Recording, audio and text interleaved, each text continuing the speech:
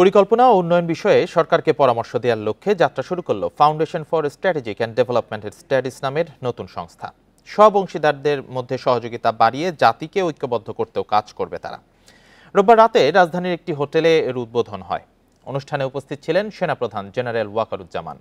আরও ছিলেন বিএনপির মহাসচিব মির্জা ফখরুল ইসলাম আলমগীর, স্থায়ী কমিটির সদস্য আমির খসরু মাহমুদ চৌধুরী, জামায়াতে ইসলামের নায়েবে আমির ডাক্তার সৈয়দ আবদুল্লাহ তাহের সহ বিশ্ববিদ্যালয়ের শিক্ষক, সাংবাদিক সহ বিশিষ্টজনেরা। অনুষ্ঠানে সেনাপ্রধান বলেন, সামরিকভাবে শক্তিশালী না হলে কোনো দেশই তাদের পররাষ্ট্রনীতি পরিপূর্ণভাবে প্রয়োগ করতে পারে না। এফএসডিএস নামের সংস্থাটি সরকারকে নীতিমালা তৈরিতে সহায়তা করবে, আর এই সংস্থাকে সর্বাত্মক সহায়তা দেবে সেনাবাহিনী।